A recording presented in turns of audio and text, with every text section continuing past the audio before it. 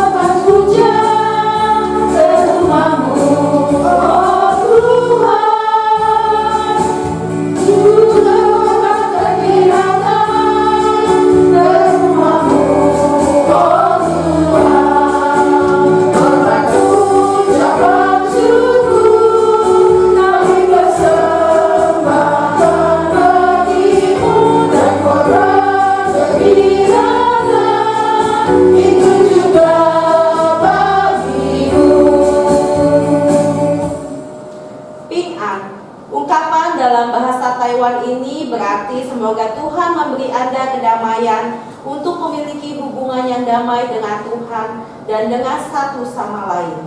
Selamat datang atas nama para saudari seiman di Taiwan. Kami hendak menyambut Anda semua untuk bergabung bersama dalam ibadah saat ini.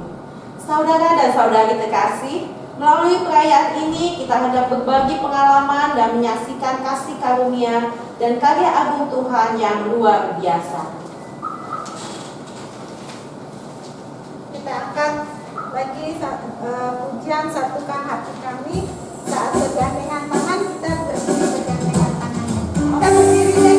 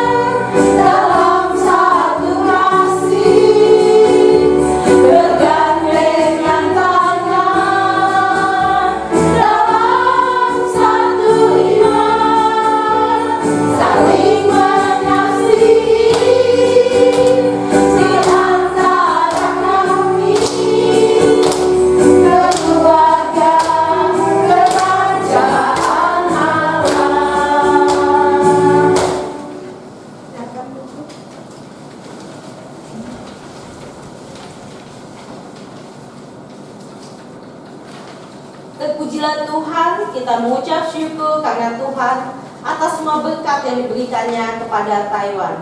Terpujilah Tuhan Sang Pencipta yang menciptakan pulau indah ini yang diselimuti hutan, pegunungan dan dipelihara oleh lautan, Taiwan yang kaya akan sumber daya alamnya.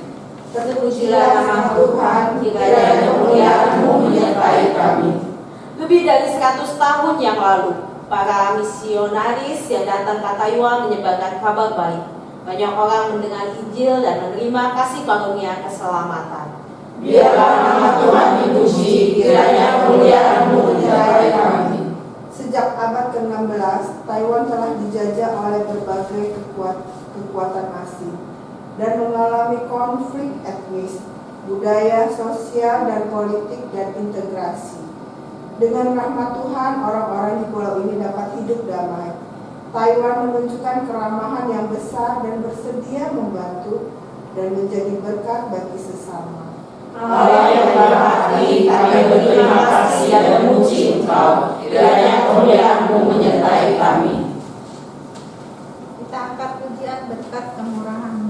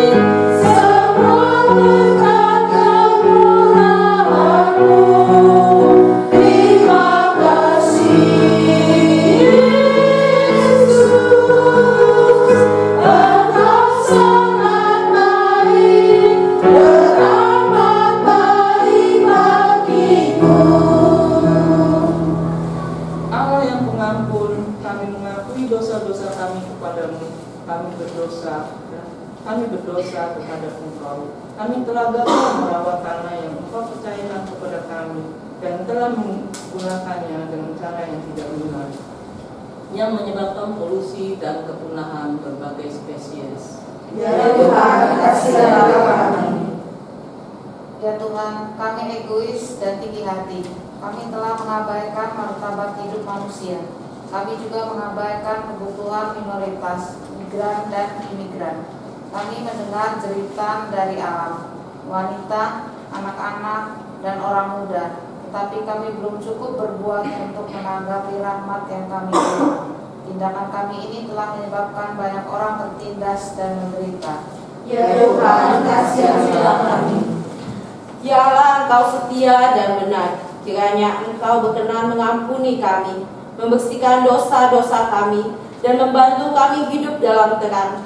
Kiranya Engkau memberi kami roh kebijaksanaan dan hikmat agar kami mengenal-Mu dan semakin dipenuhi dengan kasih dan iman. Kiranya Engkau berkenan menyatakan diri-Mu kepada kami, sehingga kami dapat mengetahui kebesaran kekuatan-Mu yang tak terukur. Amin. Amin. Kita angkat pujian besar setiamu ya Allah Bapa.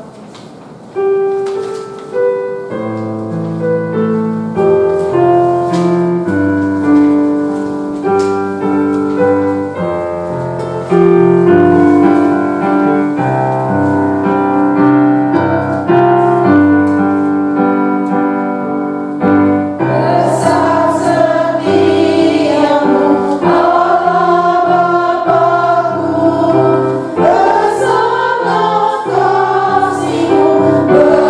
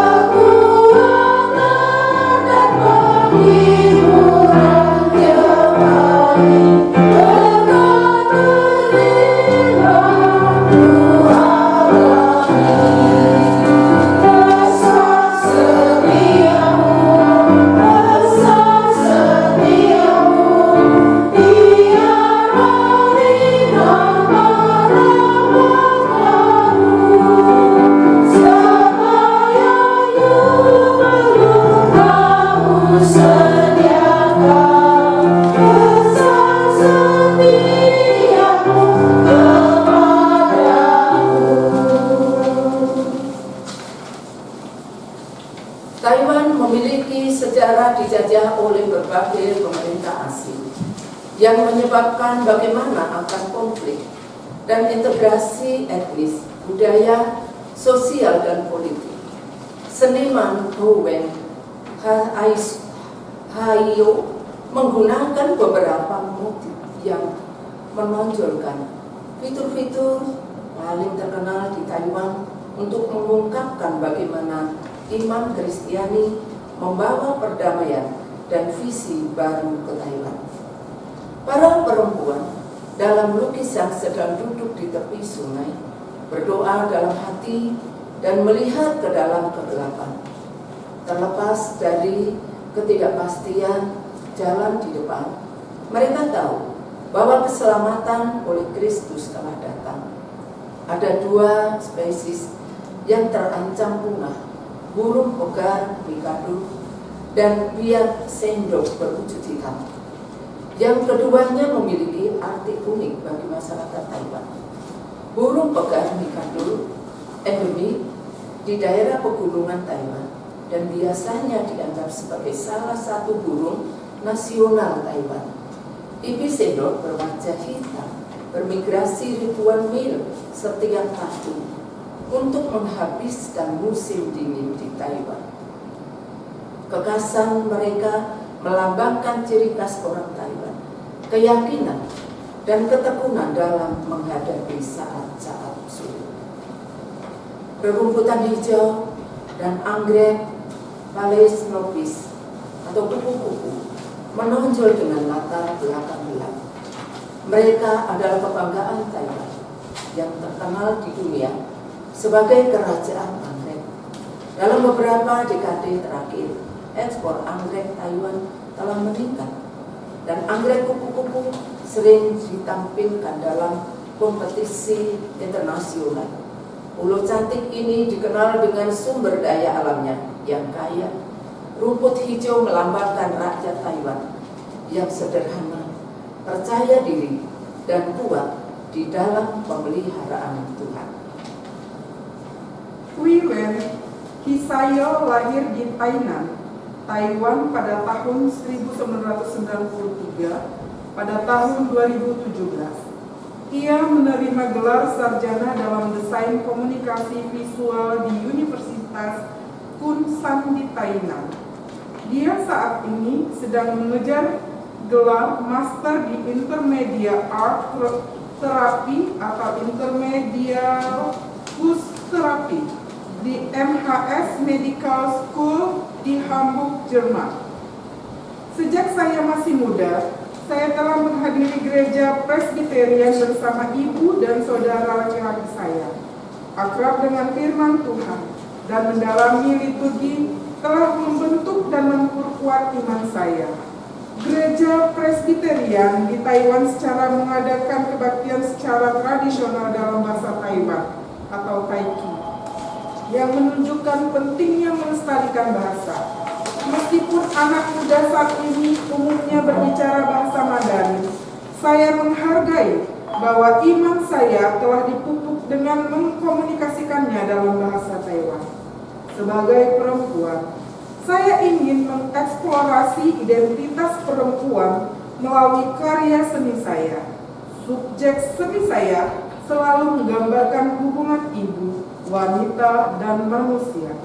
Dalam pemeranan saya menyusun karya seni saya untuk mengekspresikan pengamatan, rasa terima kasih, dan keyakinan saya. Saya menghargai talenta yang diberikan Tuhan dan melayani Tuhan melalui karya seni saya. Saya dengan rendah hati berharap agar orang-orang akan mengenal Tuhan melalui karya seni saya yang saya buat. Letak geografis, iklim, dan lingkungan. Taiwan adalah sebuah negara kepulauan dengan luas sekitar 36.000 km persegi.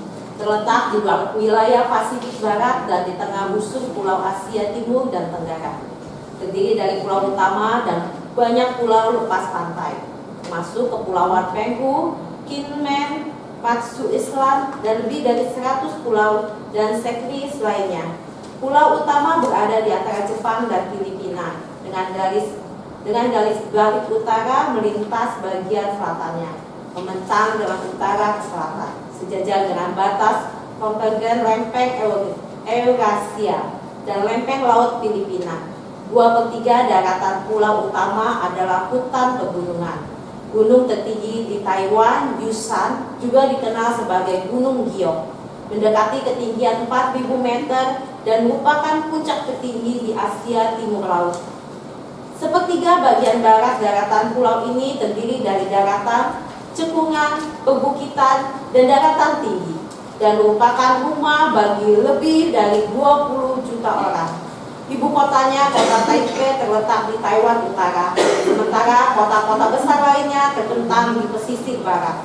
Untuk transportasi umum, kereta api, rel kecepatan tinggi, dan jalan raya dengan mudah menghubungkan daerah perkotaan dan pedesaan. Dan sistem angkutan cepat massal MRT terus berkembang di kota-kota besar. Karakteristik geografis yang unik dan jaringan transportasi yang nyaman memberi penduduk Taiwan kemudahan akses menuju hutan pegunungan atau pantai laut. Semuanya dapat ditempuh dalam 1 hingga 2 jam perjalanan.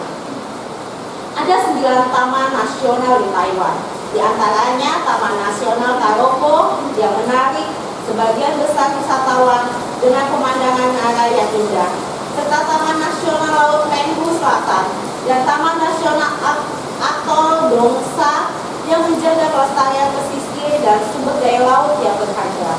Karena lokasinya di Ring of Fire, Taiwan dan pulau-pulau sekitarnya mengalami sekitar 1.000 gempa bumi setiap tahun.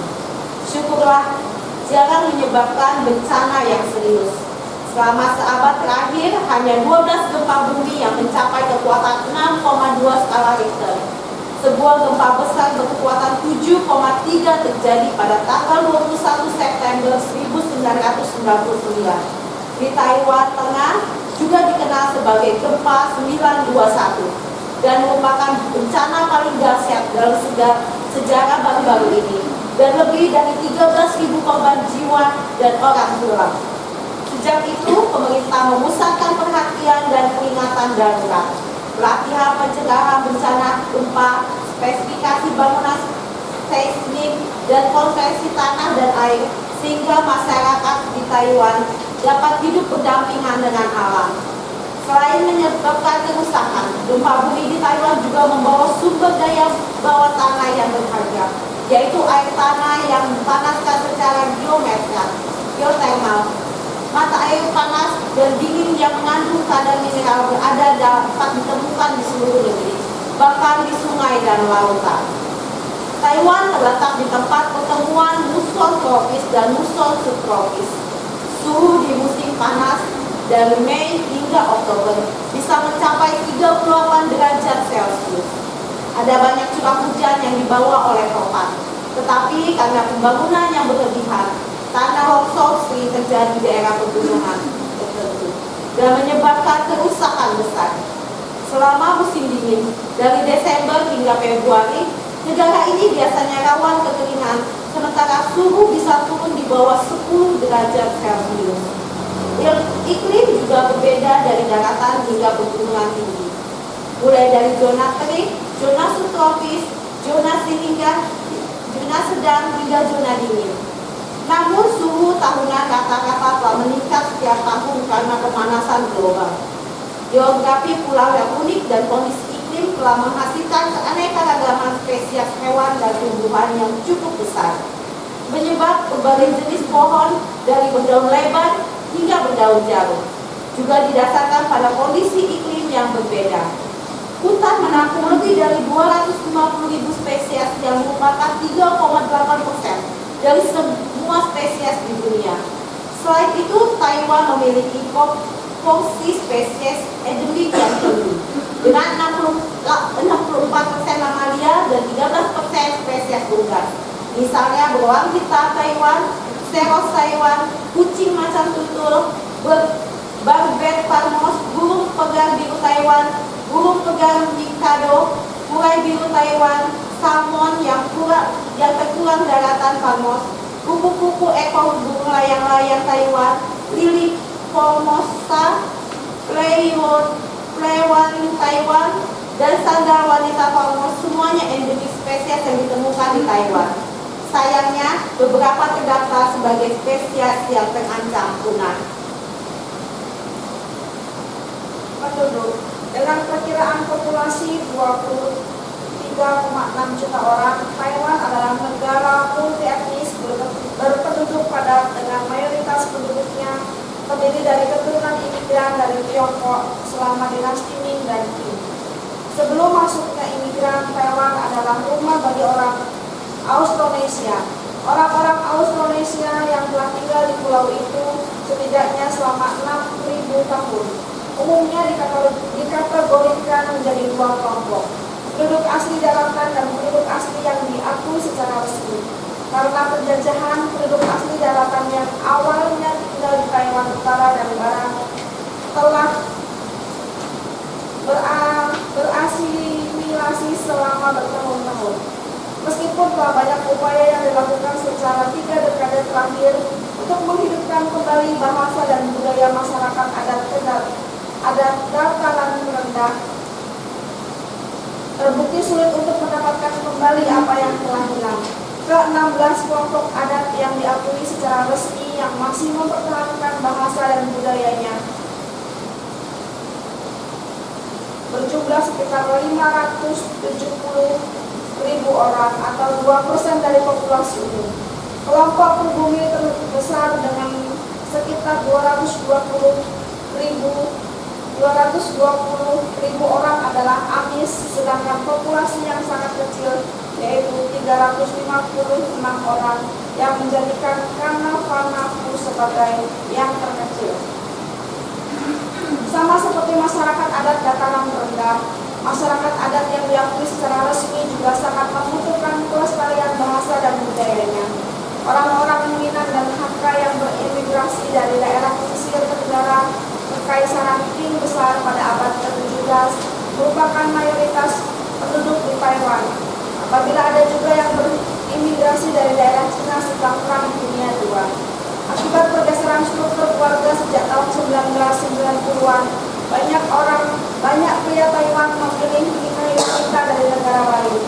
Para wanita ini kebanyakan dari negara-negara Asia Tenggara yang berimigrasi ke Taiwan melalui pernikahan telah membentuk kelompok penting lainnya di antara para imigran. Menurut statistik, jumlah pendatang baru pada tahun 2020 adalah sekitar 560.000 jiwa. Karakteristik Taiwan sebagai masyarakat imigran juga tercermin dalam bahasanya. Dengan 16 bahasa asli yang diakui secara resmi, Hokkien, Hakka, dan dialek lain yang digunakan oleh keturunan imigran Tionghoa, dan bahasa ibu yang dipergunakan oleh imigran baru dari negara lain. Taiwan pada dasarnya adalah masyarakat multibahasa. Bahasa Mandarin yang penggunaannya diberlakukan oleh pemerintah melalui Gerakan Bahasa Nasional mulai tahun 1946 merupakan bahasa yang paling besar digunakan. Gerakan Bahasa Nasional yang berlangsung secara lebih dari 40 tahun melarang penggunaan bahasa dan dialek lain di sekolah-sekolah dan menjadikan bahasa Mandarin sebagai bahasa utama pada acara-acara publik dan untuk media. Pergerakan tersebut secara signifikan menghambat pewarisan bahasa lain yang digunakan oleh berbagai kelompok etnis. Meskipun pernah terjadi pemberontakan antara kelompok etnis dan yang berbeda di Taiwan di masa lalu, mereka secara bertahap memperoleh saling pengertian dan rasa hormat satu sama lain sebagai akibat dari perubahan sosial dan perkawinan antar etnis yang telah terjadi selama lebih dari 1 abad. Secara keseluruhan, baik kelompok pribumi maupun keturunan imigran yang datang untuk tinggal di pulau itu, maka waktu yang berbeda telah membuat kemajuan besar untuk identitas Taiwan mereka. Sejarah peruntuhan kuno di Taiwan bagian timur berumur kurang dari 50.000 tahun yang lalu membuktikan bahwa telah ada aktivitas manusia sejak zaman kuno. Fosil manusia paling awal yang ditemukan di Taiwan adalah Sochen-man, bertanggal sekitar 20.000 tahun yang lalu. Reruntuhan kuno dari era yang berbeda telah ditemukan di seluruh negeri yang menunjukkan bahwa nenek moyang Taiwan sudah lama menginjak kakinya di pulau itu. Pada abad ke-16, sebuah kapal komersial Portugis berlayar melewati pulau. Saat itu, karena kegirangan para pelaut di kapal berseru La Formosa, yang artinya pulau yang indah. Hingga saat ini, Formosa tetap menjadi nama favorit bagi peneliti pulau tersebut. Ini telah menjadi tema populer untuk banyak pulau indah, lagu, lukisan, dan karya seni lainnya. Merkantilisme naik ke arus utama melalui selamat di abad ke-17 karena lokasi Taiwan yang memungkinkan untuk perdagangan maritim. Belanda menginjak kakinya di Taiwan Selatan pada tahun 1624. Tak lama setelah itu, Spanyol menduduki Taiwan Utara. Kedua faksi beraksi satu sama lain dalam perdagangan dan kolonisasi. Setelah Belanda mengusir Spanyol, mereka menggunakan Taiwan sebagai pusat distribusi perdagangan internasional mereka, mengekspor beras, gula, kulit rusa, dan rempah-rempah ke berbagai daerah di Asia Timur. Selanjutnya, seorang loyalis dinasti Ming bernama Chen Chengkung, juga dikenal sebagai Kongga, dari kerajaan Ming Agung, mengusir Belanda pada tahun 1662. Ia dan keturunannya mendirikan kerajaan Tunming di Taiwan. Rezim keluarga Tongxinga di Taiwan berlangsung selama lebih dari 2 dekade sebelum Kekaisaran Qing Agung mengambil alih pulau itu. Pada tahun 1895, Kekaisaran Qing menyerahkan Taiwan ke Jepang di bawah perjanjian Shimonoseki. Melalui periode 50 tahun pemerintahan Jepang, Jepang memprakarsai modernisasi Taiwan melalui infrastruktur, menyiapkan air, listrik, jalan umum, dan rel kereta api. Mereka juga memperkenalkan pendidikan barat di Taiwan. Hasilnya, kondisi kehidupan dan kualitas hidup orang Taiwan meningkat secara signifikan. Namun, karena pemerintahan Jepang mengadopsi asimilasi nasional sebagai kebijakan kolonisasi mereka, orang Taiwan didiskriminasi dan mendapatkan perlakuan tidak adil dalam banyak aspek. Namun demikian, gereja Katolik dan gereja Presbyterian diizinkan untuk melanjutkan pelayanan mereka. Pada saat yang sama dengan imigrasi warga negara Jepang, denominasi Kristen lainnya seperti Gereja Kristen Jepang, Gereja Anglikan di Jepang, Gereja Kekudusan, Gereja Episkopal, Metodis, dan Bala Keselamatan juga memulai pelayanan mereka di Taiwan. Kekalahan Jepang pada musim panas 1945 secara efektif mengakhiri Perang Dunia II, dan pemerintahan Jepang di Taiwan setelah itu Taiwan ditempatkan di bawah kendali administratif pemerintahan Republik Tiongkok (RRC). Atas nama pasukan sekutu karena perbedaan budaya dan kebijakan politik dan ekonomi yang ekstrim dari pemerintahan yang berkuasa, masyarakat Taiwan jatuh ke dalam keadaan konflik dan kerusuhan, yang kemudian menyebabkan insiden 28 Februari 1947, di mana penduduk lokal Taiwan bentrok dengan pejabat ROC, dan personel militer insiden itu sendiri dari pembersihan selanjutnya mengakibatkan penangkapan yang salah dan pembunuhan pemerintah terhadap lebih dari 20.000 elit Taiwan. Keluarga yang hancur dan pemerintahan otoriter yang mengikutinya memutilisasi hati dan jiwa orang-orang. Chiang Kai-shek, pemimpin Partai Nasionalis Tiongkok, dikenal sebagai Kuomintang, atau KNT dan pemerintah ROC kalah dalam perang saudara di Tiongkok dari Partai Komunis Tiongkok yang melarikan diri ke Taiwan pada tahun 1949. Dengan lebih dari 1 juta warga negara Tiongkok, depresi pasca perang dan memasuki imigrasi menyebabkan keresahan dalam masyarakat Taiwan. Akibatnya rejim Chiang memberlakukan darurat militer yang berlangsung selama 38 tahun. Selama waktu tersebut, dengan bantuan komunitas internasional termasuk bantuan keuangan Amerika Serikat, bantuan medis dari Organisasi Kesehatan Dunia dan pinjaman dari Bank Dunia, dan dengan penetapan rencana infrastruktur ekonomi yang canggih, ekonomi Taiwan secara bertahap berkembang, menghasilkan itu di tempat di antara 4 macam Asia. Namun sebagai imbalan atas pencapaian ekonomi ini, Taiwan mengorbankan kebebasan sipil, demokrasi, hak asasi manusia, dan perlindungan lingkungannya. Dari tahun 1949 hingga 1971, dunia menyaksikan 2 pemerintahan bersaing secara diplomatis untuk menjadi pemerintahan Tiongkok yang sah. Pemerintahan Republik Rakyat Tiongkok (RRC) yang didirikan oleh Partai Komunis Tiongkok memiliki kendali nyata atas Tiongkok sementara.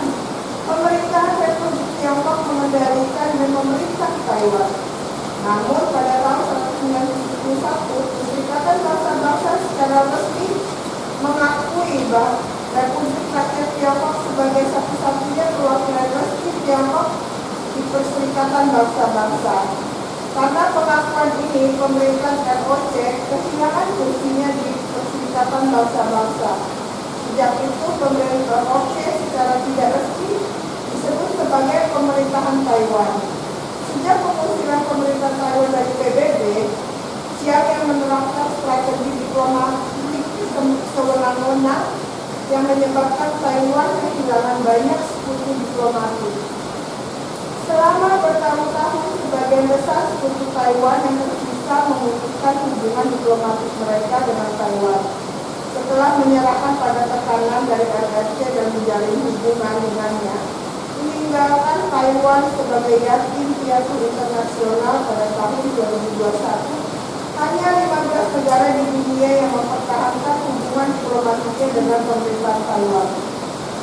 Terlepas dari situasi internasional yang sulit, Taiwan terus mempertahankan hubungan perdagangan ekonomi dengan banyak negara terlibat dalam interaksi yang bersahabat dengan LSM dan organisasi sipil dengan harapan dapat membangun hubungan internasional berdasarkan prinsip kesetaraan dan saling menguntungkan. Namun kegiatan internasional Taiwan sering bertemu dengan perusak dan penindasan yang tidak masuk akal dari China yang telah mencoba yang terbaik untuk mengeluarkan Taiwan dari organisasi internasional dan membatasi partisipasi Taiwan dan kontribusinya kepada masyarakat internasional. Hal tersebut sesungguhnya melanggar hak dan kepentingan Taiwan dan rakyatnya. Politik. Selama tahun-tahun darurat militer Taiwan, Chiang memberlakukan banyak pembatasan, termasuk larangan terhadap politik dan surat kabar yang mengejar kebebasan berbicara dan berpikir. Mereka juga melakukan pengawasan massal terhadap masyarakat, yang mengakibatkan ketidakadilan kriminal dan penangkapan sembarangan. Selama periode teror putih ini, pemerintah membatasi perkembangan kebebasan, demokrasi, dan hak asasi manusia. Pada tahun 1960-an, banyak orang yang bukan bagian dari partai KMT mengungkapkan penentangan mereka terhadap pemerintah otoriter dan keinginan mereka untuk kebebasan dan demokrasi melalui penerbitan jurnal dan pendirian partai politik ilegal. Pada tahun 1970-an, Presbyterian Church in Taiwan mengeluarkan 3 deklarasi mengenai situasi politik Taiwan.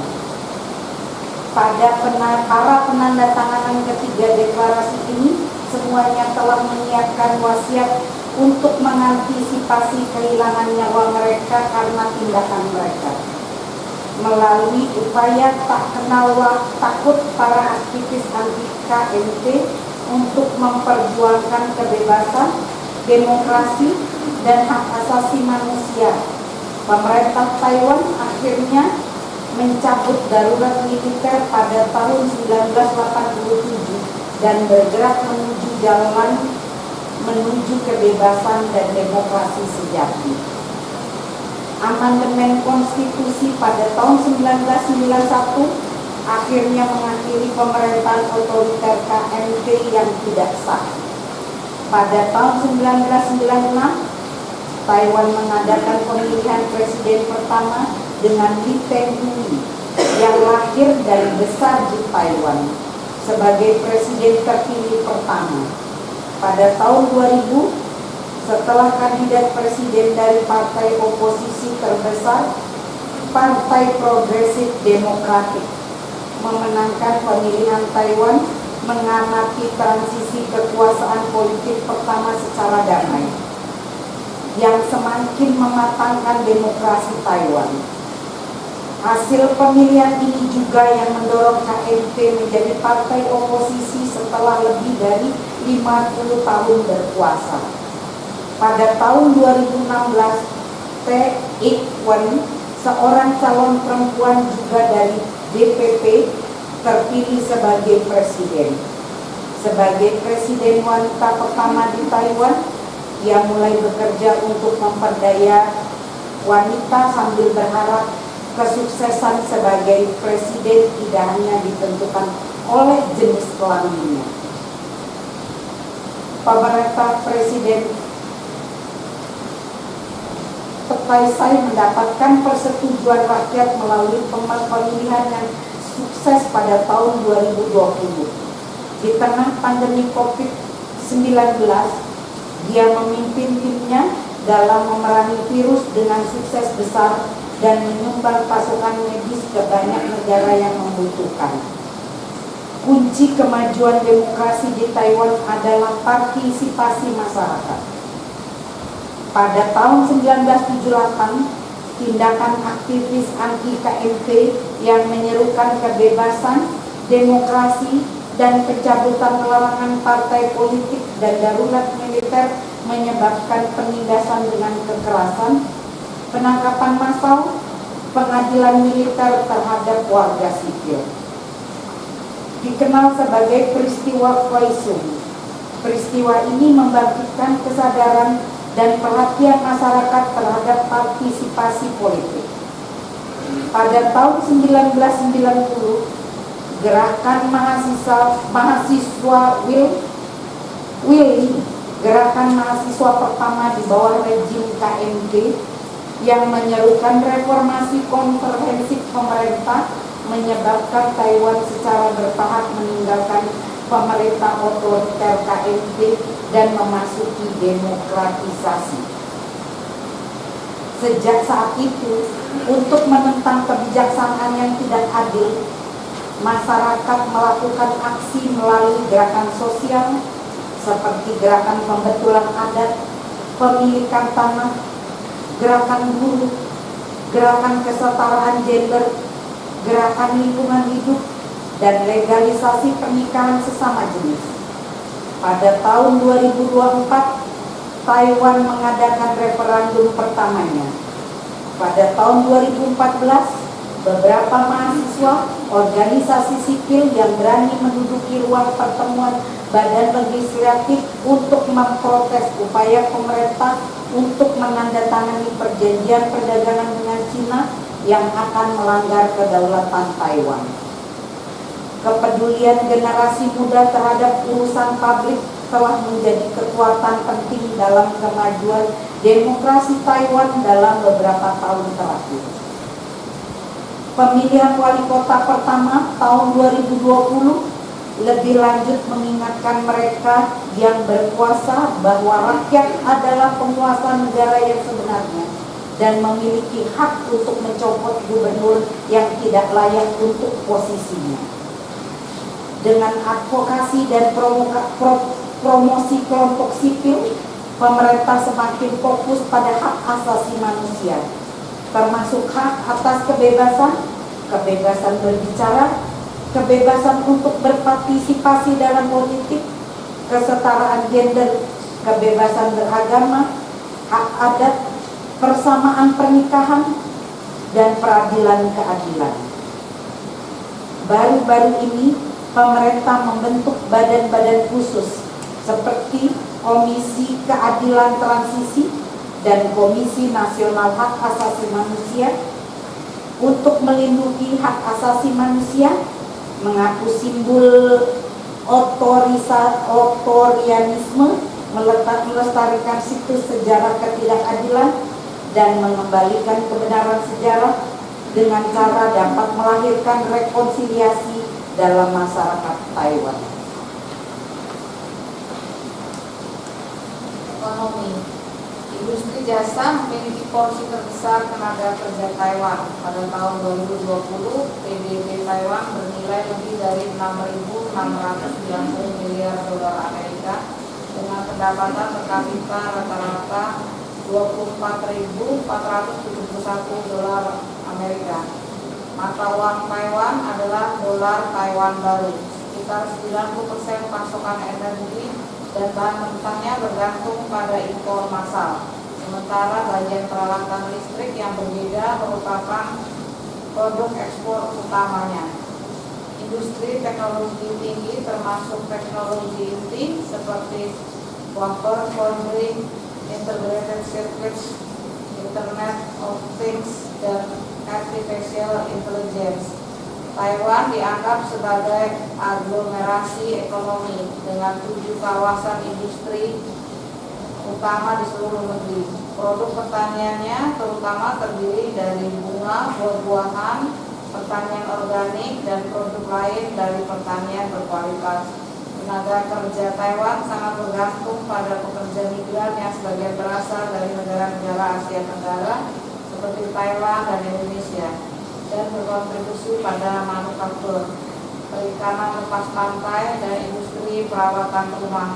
Selama tahun-tahun awal perkembangan ekonominya, Taiwan mengabaikan pentingnya perlindungan lingkungan karena pabrik-pabrik industri menggantikan lahan hutan dan menghasilkan udara dan air yang tercemar lingkungan. Namun seiring dengan kemajuan Taiwan, eksploitasi lingkungan alam dan polusi industri sebelumnya yang datang dengan mengejar pembangunan ekonomi harus diatasi. Oleh karena itu, masyarakat Taiwan sejak itu berkomitmen untuk mendaur ulang dengan tingkat daur ulang tertinggi kedua di dunia. Rata-rata setiap orang Taiwan menghasilkan 0,4 kg, kurang dari 1 ton sampah setiap hari, jauh lebih rendah dari rata-rata global 1,2 kilo, lebih dari 2,5 ton per hari.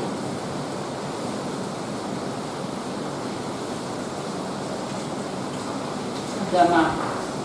Menjadi masyarakat imigran dengan konstitusi yang melindungi hak asasi manusia atas kebebasan beragama, keragaman agama di Taiwan menempati urutan kedua di dunia, dan kebebasan beragamanya berbagi tempat. Pertama dengan Belgia dan Belanda. Selain agama rakyat yang populer, orang Taiwan juga mempraktikkan berbagai agama seperti Buddha 19,9%, Taoisme 16,6%, Protestan 5%, Katolik 1,5%, Islam 0,2%, dan sejumlah kecil Judaisme dan Ortodoks Yunani.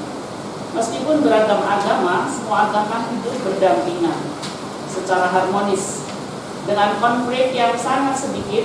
Karakteristik umum yang signifikan di antara berbagai kelompok agama di Taiwan adalah partisipasi mereka dalam kesejahteraan masyarakat seperti membantu orang miskin, bantuan bencana, mendirikan lembaga kesejahteraan sosial, dan membangun sekolah, fasilitas kesehatan, panti asuhan, dan panti jompo. Sementara Kristen adalah agama minoritas di Taiwan. Melalui pelayanan kesejahteraan sosialnya, ia telah mengurus banyak kelompok terpinggirkan, termasuk perempuan dalam kesulitan, tunawisma, pekerja migran, dan nelayan. Untuk agama yang hanya mencapai 6,5% dari populasi umum, kekristenan di Taiwan telah memberikan kontribusi dan signifikan terhadap perkembangan masyarakat, pendidikan, dan perawatan medis dalam sejarah dunia. Banyak orang dengan serius hidup di sekitar ritual keagamaan yang menggabungkan teoisme, konfusianisme, dan berbagai agama rakyat. Mereka beribadah sesuai dengan musim keagamaan yang tercantum dalam kalender, dan untuk ketenangan pikiran mematuhi ritual ketika datang ke acara penting seperti pernikahan, penamaan bayi, pindah, atau bepergian.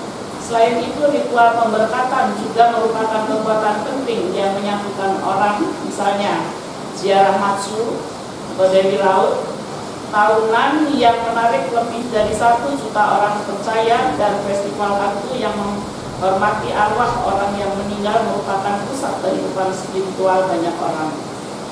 Di sisi lain, agama penduduk asli dan pendatang baru berbeda dengan penduduk Taiwan pada umumnya. Sebelum interaksi pertama mereka dengan agama Kristen, masyarakat adat telah membentuk sistem kepercayaan mereka sendiri. Ritual seperti pembuatan hujan, ramalan, dan penyembuhan semuanya terkait erat dengan kehidupan sehari-hari dan dipimpin oleh orang-orang tertentu seperti pendeta atau ahli sihir. Namun, konversi cepat penduduk asli menjadi Kristen yang dikenal sebagai keajaiban abad 20 terjadi pada tahun 1960-an. Sejak itu, agama Kristen menjadi agama utama di kalangan penduduk asli. Lebih dari 60% populasinya menjadi Kristen. Adapun pendatang baru, banyak di antara mereka yang menganut agama Islam. Mereka tidak hanya hidup dengan banyak aturan Islam dalam kehidupan sehari-hari, tetapi juga merayakan Ramadan dalam beberapa tahun terakhir. Kekristenan pertama kali diperkenalkan ke Taiwan selama pendudukan Belanda dan Spanyol. Spanyol membangun gereja Katolik di Taiwan Utara, sementara Belanda membawa gereja Reformasi Protestan ke selatan. Diyakini ada 5.000 hingga 6.000 orang Kristen di Taiwan Selatan pada saat itu. Mereka menerjemahkan Alkitab, doa Bapa Kami, dan 10 perintah ke dalam bahasa asli Siraya menggunakan sistem romanisasi. Namun, karena hanya 40 tahun pemerintahan Belanda di Taiwan, hanya sebagian kecil dari Alkitab yang diterjemahkan. Setelah Kong Singa mengusir Belanda, kekristenan dilarang di Taiwan hingga pertengahan abad ke-19. Ketika itu sekali lagi dibawa ke Taiwan saat Ordo Dominikan dari Filipina mulai menginjil di Taiwan Selatan. Basilika Immaculate Conception Wonshin adalah tengara penting yang menunjukkan kedatangan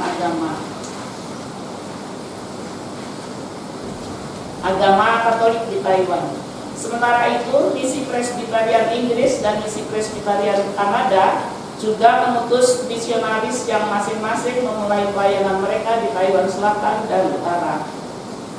Karena penganiayaan oleh Partai Komunis Tiongkok pada tahun 1950-an, gereja-gereja Kristen seperti Anglikan, Metodis, Gereja Baptis, dan Gereja Lutheran di Tiongkok melarikan diri ke Taiwan dan memulai pelayanan mereka.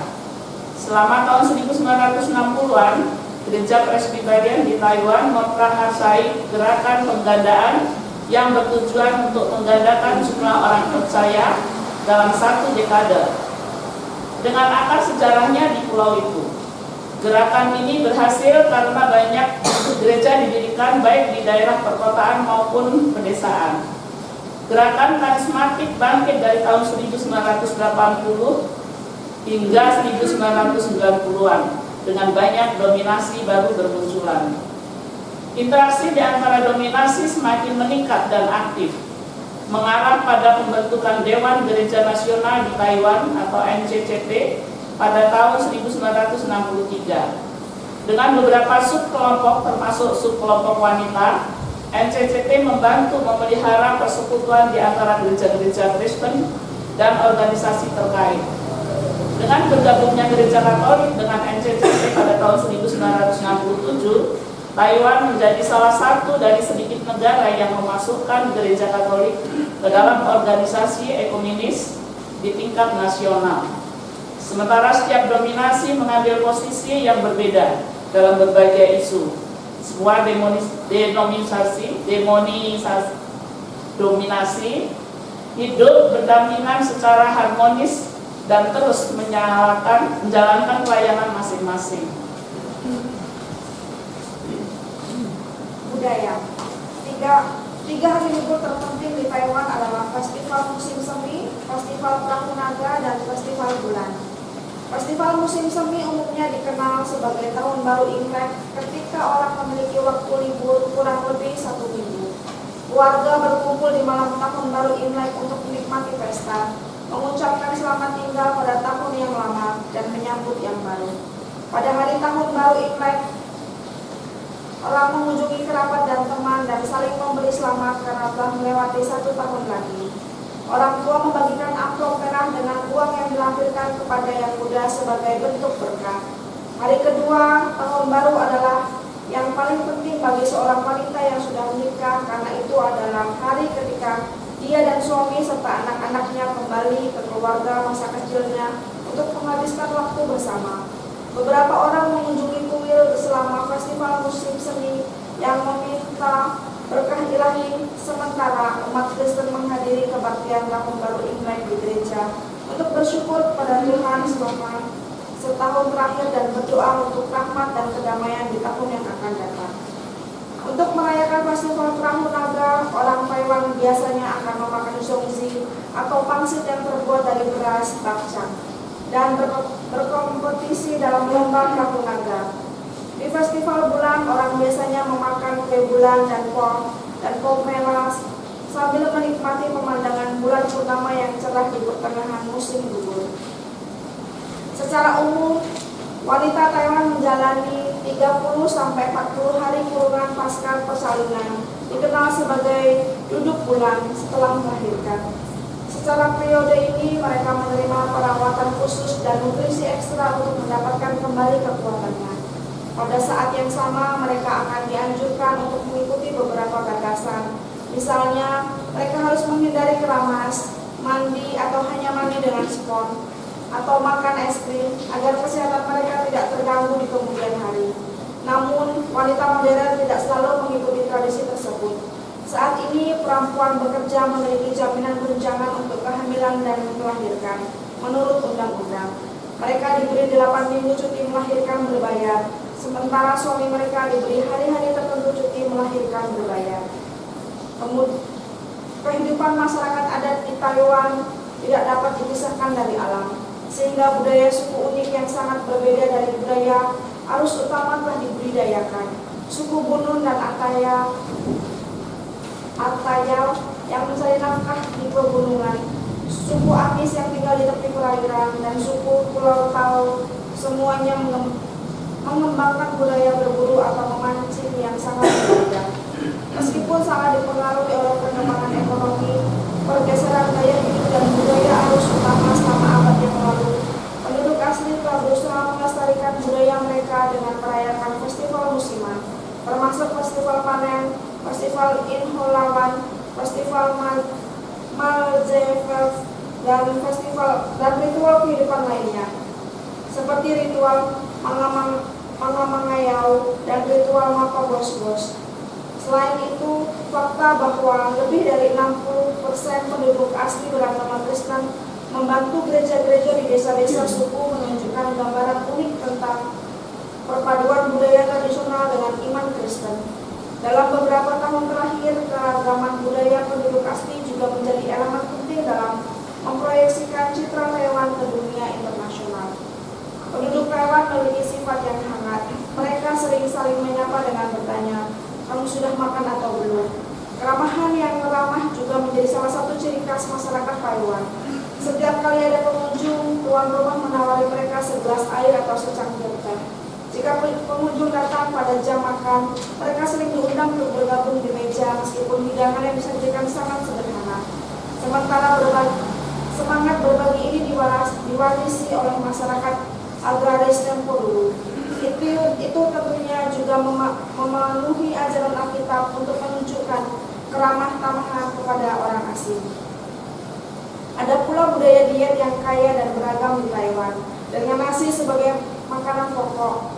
Masakan etnis yang berbeda dari Taiwan, Hakka, penduduk asli daratan dan pendatang baru dapat ditemukan dengan mudah. Hidangan yang berasal dari negara lain di seluruh dunia juga tersedia untuk memberi setiap orang kesempatan untuk merasakan budaya yang berbeda.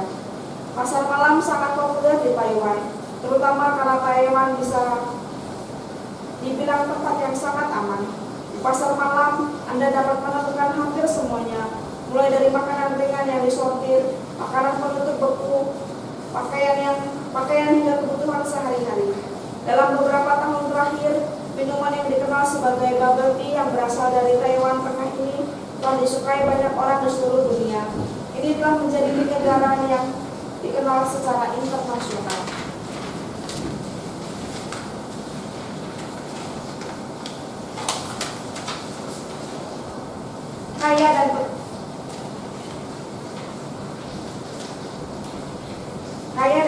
Karya dan pertunjukan seni seperti lukis, pahatan, musik, drama, tarian, opera tradisional, pertunjukan boneka dan opera Taiwan telah diwariskan oleh seniman-seniman terkemuka dan banyak peminat.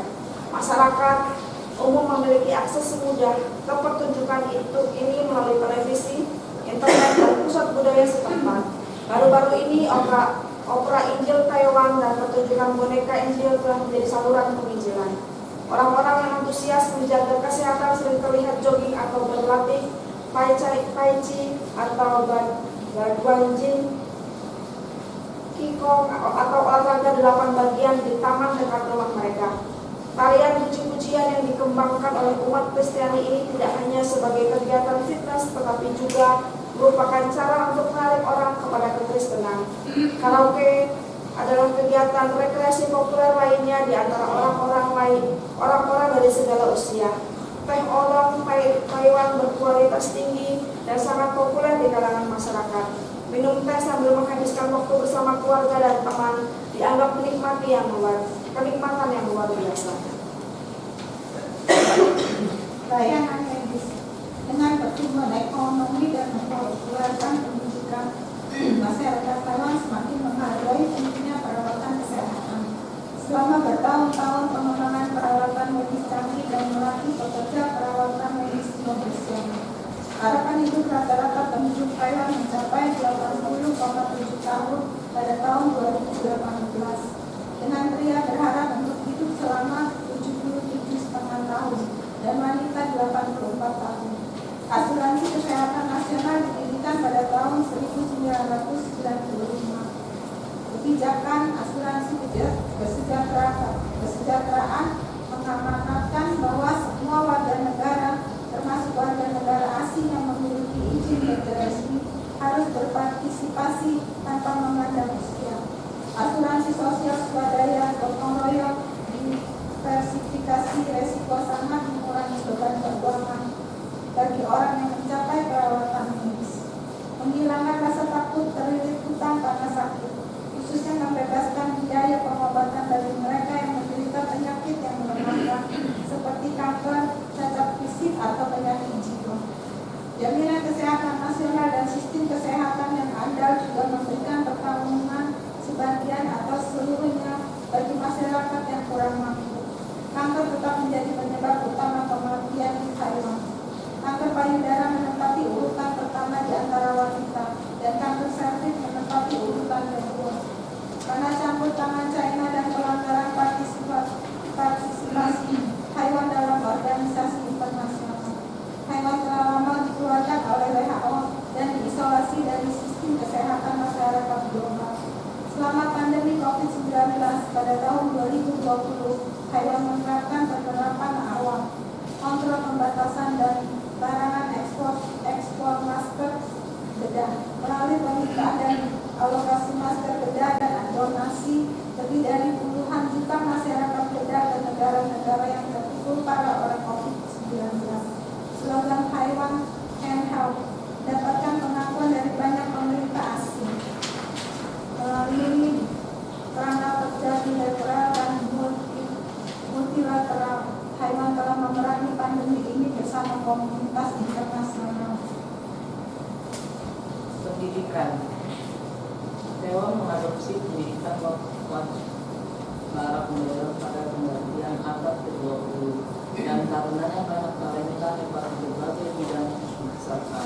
Sejak pelaksanaan wajib belajar 9 tahun pada tahun 1998, anak laki-laki dan perempuan berusia antara 7 dan 15 tahun telah diwajibkan untuk bersekolah. Sebagai hasil dari pendidikan universal, tingkat nilai huruf di antara orang Taiwan yang berusia di atas 15 tahun telah mencapai 99% pada tahun 2019. Mulai tahun 2019, wajib belajar diperpanjang menjadi 12 tahun. Dalam upaya meningkatkan tingkat persaingan dalam sistem pendidikan, mengurangi tekanan siswa untuk masuk ke sekolah menengah atau perguruan tinggi yang baik, dan menerus kerangka mata pelajaran sekolah tradisional, pemerintah mengalihkan fokus pendidikan ke peningkatan kemampuan individu siswa untuk memecahkan masalah dan mengembangkan minat dan apresiasi mereka sendiri. Pendidikan kejuruan menyediakan tenaga kerja berkualitas untuk pembangunan ekonomi Taiwan dan memberikan kontribusi besar bagi kemajuan dan kemakmuran masyarakat. Selain itu, individu yang menerima pendidikan tinggi merupakan 45% dari populasi. Kontribusi Taiwan mengamatkan bahwa perempuan memiliki hak yang sama untuk pendidikan dan potensi perempuan di tempat kerja meningkatkan setelah sekolahnya. Bahasa Inggris adalah mata pelajaran wajib untuk pembelajaran bahasa kedua di Taiwan. Pemberlakuan kebijakan pendidikan Mandarin Tionghoa pada tahun-tahun awal rezim KMT mengakibatkan berkurangnya bahasa berbagai suku bangsa. Sebagian besar generasi muda tidak mampu berkomunikasi dalam bahasa ibu mereka sendiri. Dalam beberapa tahun terakhir, pentingnya melestarikan bahasa ibu dan melindungi budaya dengan beragam bahasa telah diakui sejak tahun 2001. Sekolah dasar telah menjadikan bahasa ibu sebagai mata pelajaran wajib, dan siswa memiliki kesempatan untuk mempelajari bahasa ibu mereka sendiri. Selain itu, setiap suku bangsa secara aktif mempromosikan bahasa ibu masing-masing melalui video klip di media dan di internet. Diharapkan pengajaran bahasa ibu dilaksanakan di lingkungan keluarga, di sekolah, dan di masyarakat, sehingga bahasa dapat digunakan dalam kehidupan sehari-hari dan nilai budaya bahasa dapat diwariskan. Karena angka kelahiran yang menurun, proporsi lansia mencapai 14% dari populasi umum pada tahun 2018. Secara resmi membuat Taiwan memenuhi syarat sebagai masyarakat lanjut usia. Pemerintah telah secara aktif mendirikan pusat-pusat pembelajaran di seluruh negeri untuk warga lanjut usia yang memberi mereka lingkungan dan kesenangan belajar yang tujuannya adalah untuk memperlambat perkembangan demensia di kalangan lansia dan untuk mengurangi beban keuangan keluarga dan pemerintah.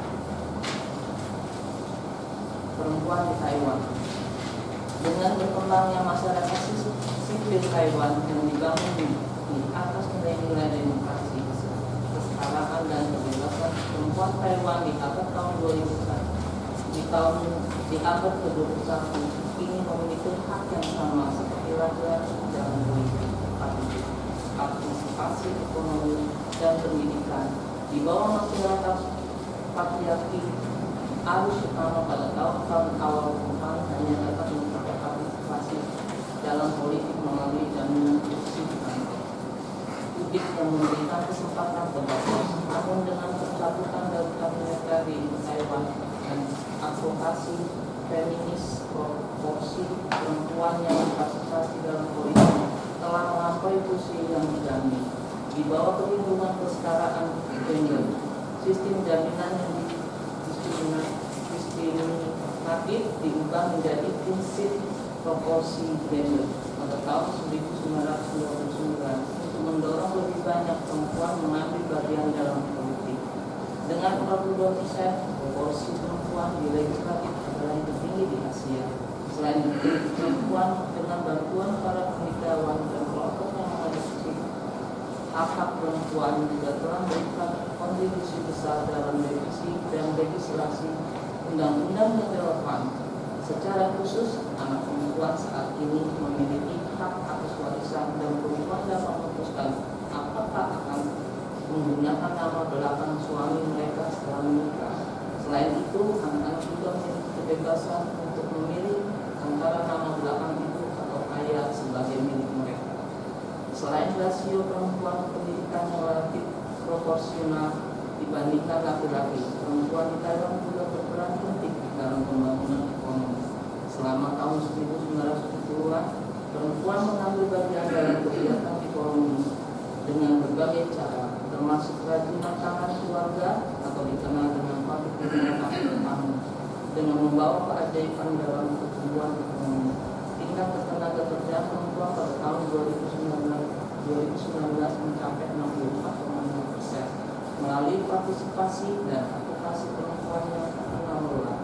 Kesetaraan gender Taiwan telah mencapai yang tertinggi di Asia. Para perempuan muda dapat memutuskan kemana akan kuliah atau melanjutkan pendidikan berdasarkan minat dan aktivitas mereka sendiri, sehingga mereka dapat mandiri secara finansial ketika memulai karir profesional mereka. Kadang-kadang mereka gajinya lebih rendah yang disebabkan oleh struktur upah dan tingkat ekonomi. Perempuan muda mungkin ditanya apakah mereka ingin menikah atau menjadi ibu rumah tangga. Secara keseluruhan masih ada harapan tertentu dari remaja itu. Perempuan berapapun usianya tetap masih tertindas oleh keterbatasan dan karena menghadapi banyak tantangan dalam kesetaraan gender.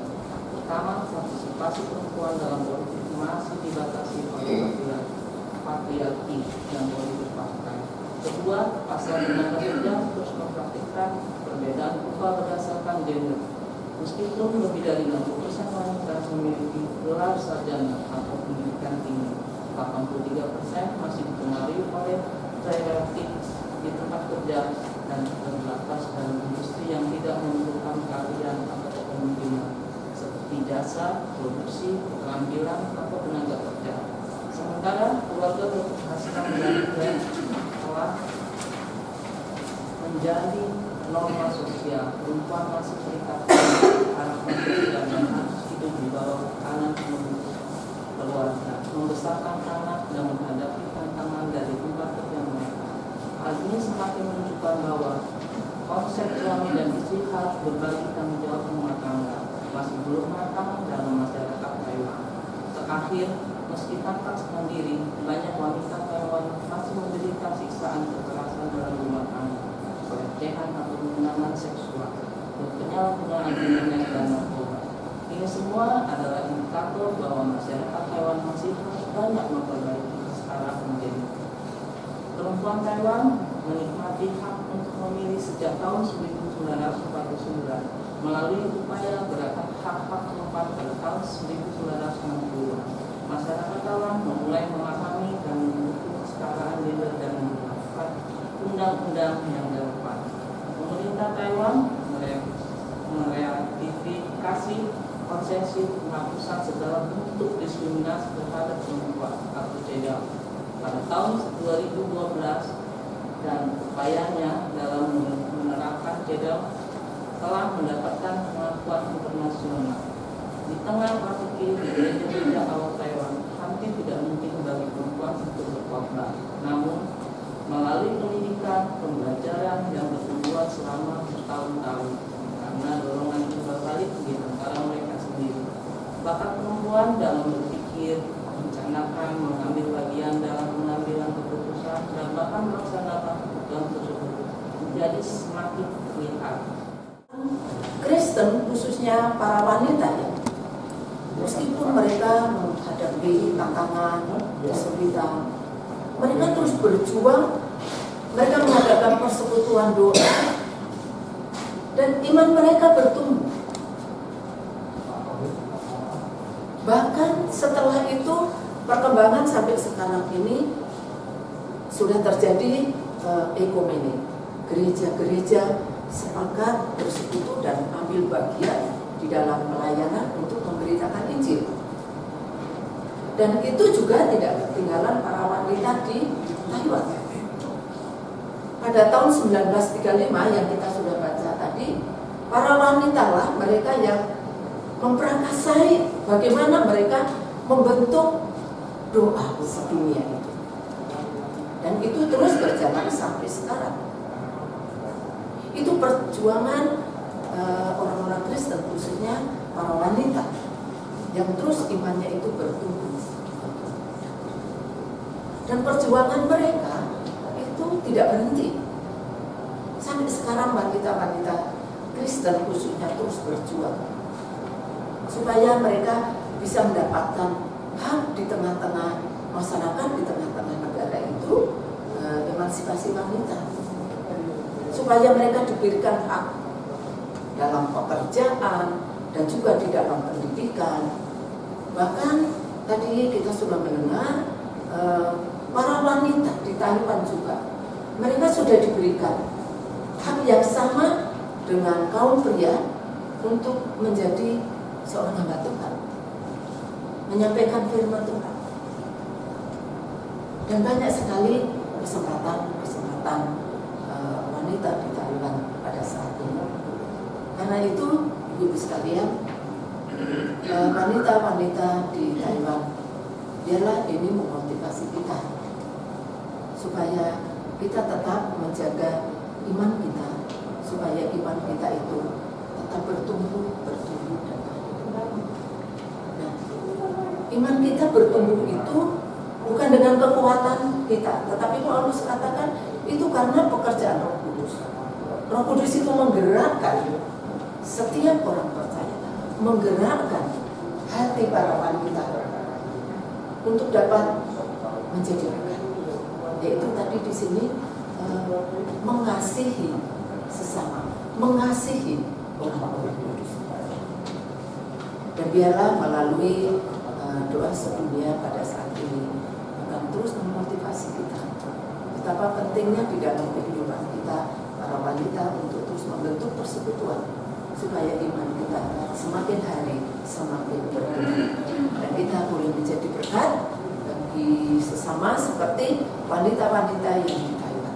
Mereka menjadi berkat itu tadi dikatakan dalam hal sosial ya, dalam hal sosial bentuknya banyak. Ada tadi yang dikatakan melalui pendidikan, kemudian dari panti asuhan. Mungkin bentuknya kita juga berbeda. Dalam segi lain kita bisa menjadi berkat bagi orang lain dan juga khususnya bagi kaum wanita, baik itu yang sudah percaya di gereja kita dan juga di masyarakat yang kita berada. Biarlah melalui firman Tuhan pada malam hari ini, biarlah kita terus semangat membentuk persekutuan supaya iman kita terus bertumbuh. Tuhan memberkati. Mari kita merenungkan firman Tuhan. Biarlah di dalam kehidupan kita mengintrospeksi diri kita. Tuhan, apakah setiap hari kami merasakan ada pertumbuhan iman di dalam hidup kami? Tuhan, Engkau mau supaya iman kami bertumbuh, supaya kami dapat menjangkau sesama kami. Kami merasa bahwa kami lemah.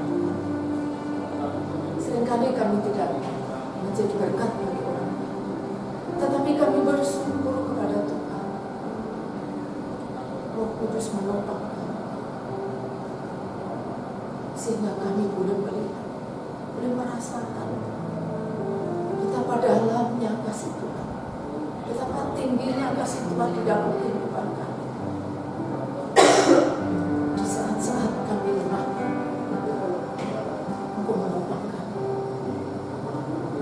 Di saat-saat kami mundur, Tuhan segera tarik kemari,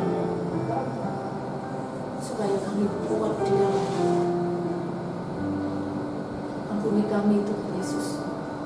Di saat-saat kami menghadapi kesulitan, iman kami seringkali lemah. Seringkali kami mundur, tapi kami bersyukur dan berterima kasih. Karena kami punya Tuhan yang hebat, Tuhan yang ajaib, yaitu Yesus Kristus, yang menyerahkan seluruh hidup kami kepadamu. Tuhan berkati kami, khususnya untuk itu. Mu tahu setiap pergumulan kami, karena itu kami mau bersama dengan Tuhan, supaya setiap hari iman kami bisa makin bertumbuh di dalam Yesus Kristus. Terima kasih Tuhan, terpujilah nama-Mu. Terima kasih untuk firman-Mu. Di dalam nama Yesus Kristus kami telah berdoa. Amin. Kami telah mendengar kisah iman para wanita dan anak perempuan di Taiwan, dan kami mengirimkan surat dorongan kepada mereka. Mari kita dengarkan surat-surat itu.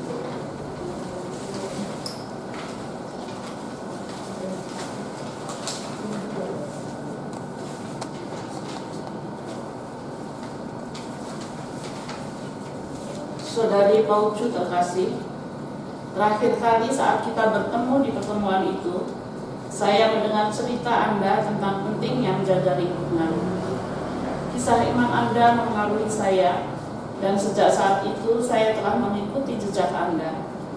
Saya telah mencoba mendaur ulang, ikut bergabung dengan upaya pembersihan pantai, dan memilah sampah di rumah. Saya membawa peralatan makan dan cangkir sendiri untuk mengurangi krisis plastik. Yang terpenting, saya mengajari generasi penerus untuk melindungi lingkungan. Kami berharap Taiwan bisa menjadi tanah air bebas nuklir di masa depan. Mari kita belajar bersama untuk menjadi penata layan yang baik atas ciptaan Tuhan. Kita merespon kemudian ya Bapak.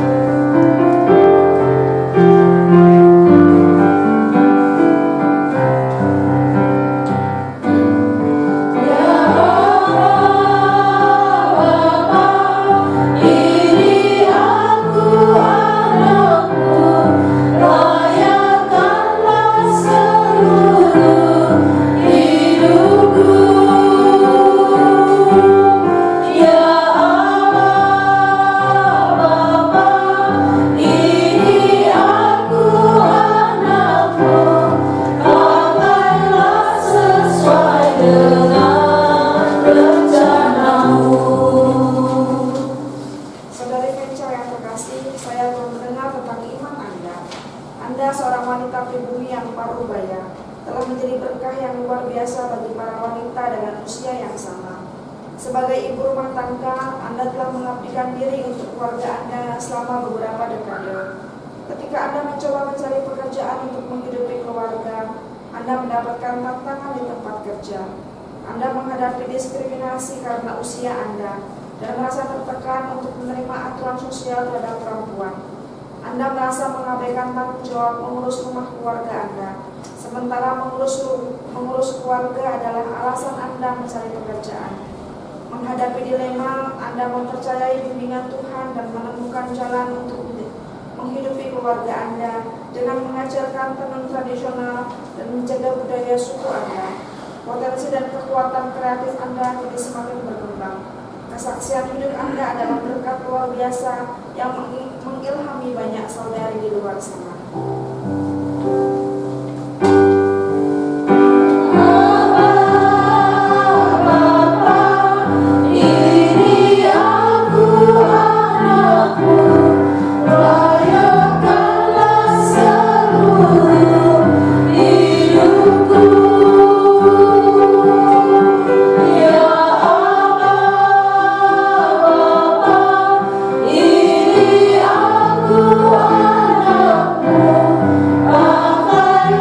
Sesuai dengan rencanamu.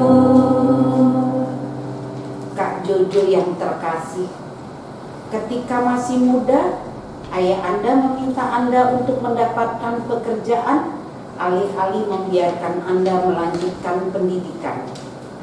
Dari sudut pandangannya, anak perempuan tidak membutuhkan pendidikan tetapi untuk menikah. Namun, Anda bersikeras untuk melanjutkan studi. Anda meminta Tuhan memberi Anda hikmat untuk berbicara dengan ayah Anda sehingga dia bisa berubah pikiran. Anda berdoa agar dia dapat memahami bahwa anak perempuan dan laki-laki memiliki hak yang sama atas pendidikan. Lambat laun, ayah Anda mengerti bahwa perempuan tidak kalah dengan anak laki-laki. Setelah lulus, Anda pergi bekerja. Kemudian, atasan Anda memandang rendah perempuan terpelajar dan profesional. Sekali lagi, Anda mencari hikmat Tuhan untuk melawan tekanan dan komunikasi dengan atasan Anda untuk mengukur kinerja wanita dan pria tanpa bias gender. Anda menyadari bahwa ini adalah jalan yang panjang sampai diskriminasi gender berakhir. Tetap saja Anda tidak menyerah dan berusaha sebaik mungkin untuk menyampaikan bahwa perempuan dan laki-laki memiliki hak yang sama.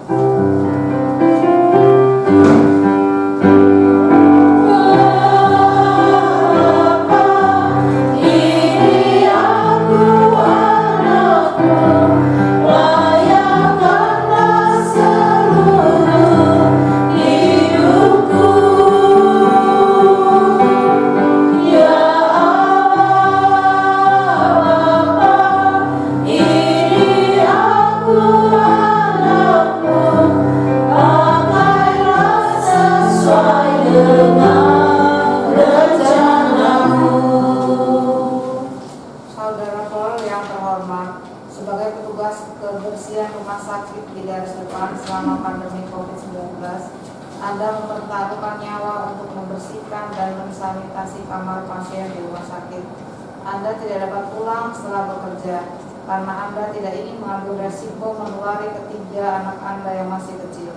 Berjuang dengan penghasilan yang sedikit, Anda masih perlu menyewa kamar dan tinggal di sana untuk meminimalkan resiko kontaminasi. Selama masa isolasi, Anda tidak bisa mengurus keluarga, sehingga Anda merasa frustasi dan kesepian. Saya sangat terkesan dengan pengorbanan yang Anda lakukan dan berdoa untuk Anda dengan sungguh-sungguh. Berharap Tuhan, sumber kehidupan saya, juga akan menjadi sumber kekuatan Anda.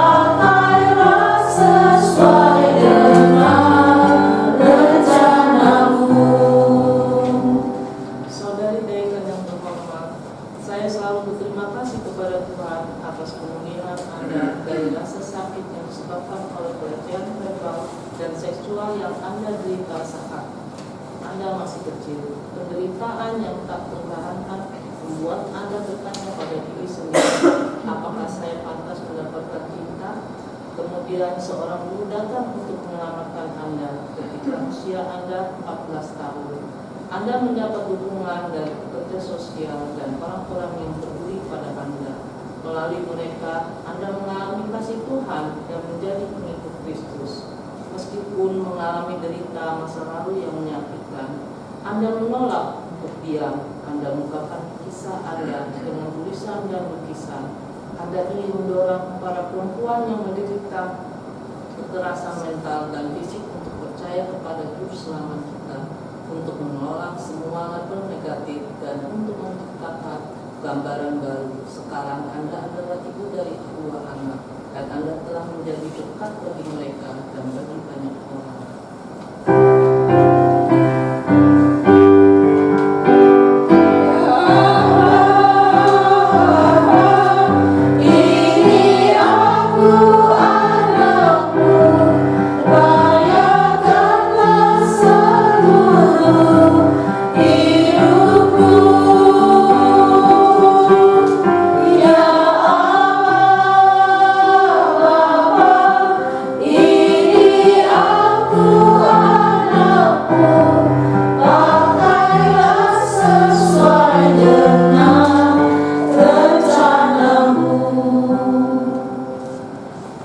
Tuhan, kami datang kepadamu dalam doa kami, seperti para perempuan beriman dengan bahwa berusaha tentang perjuangan dan harapan mereka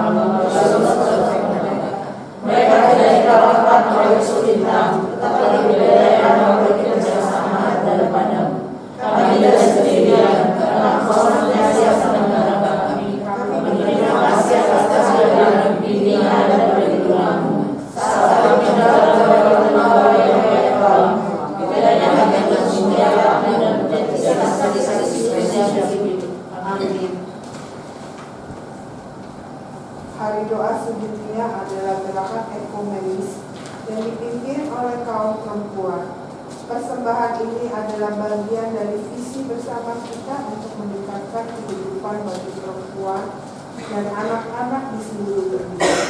Kami mendedikasikan persembahan untuk pelayanan aksi hari doa sedunia. Saatnya kita memberikan yang terbaik. Kita angkat pujian berkat anak cucu.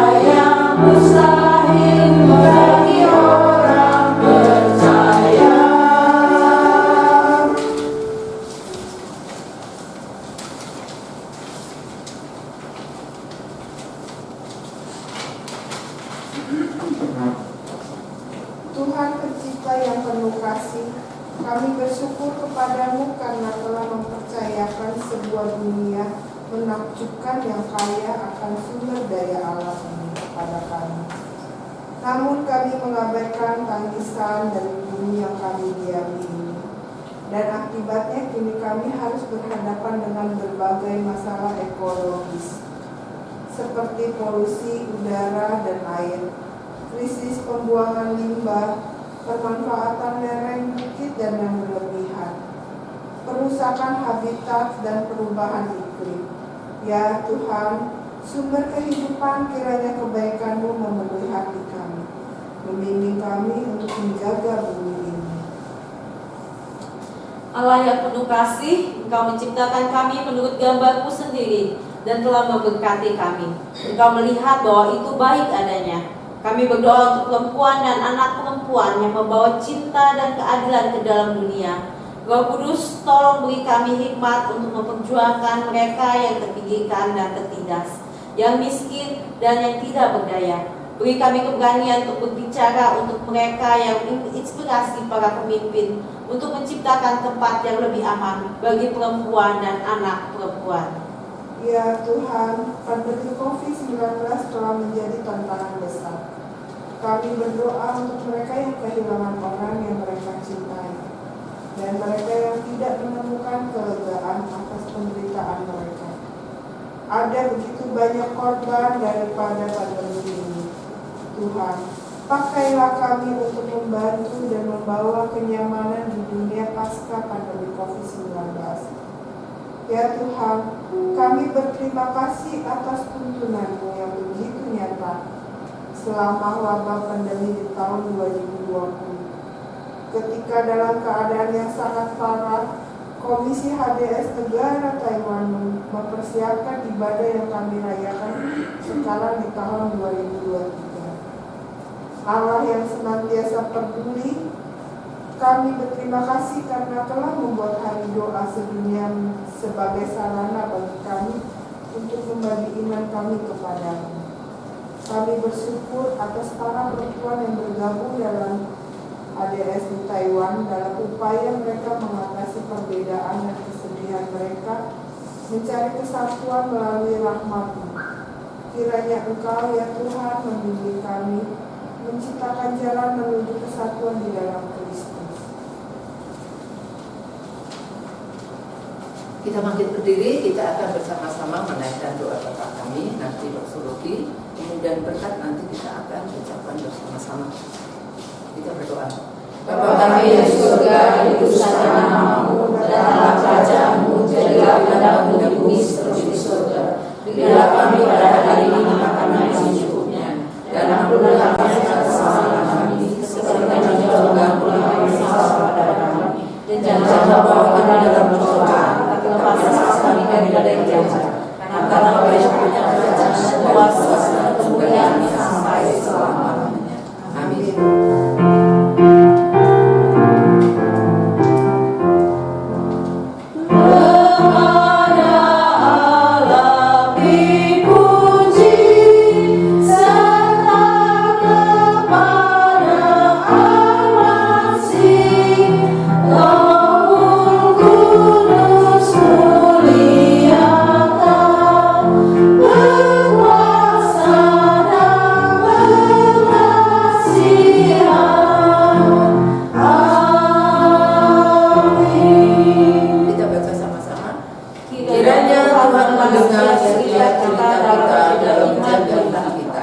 Kiranya Yesus Kristus memberi kita hikmat untuk mengenal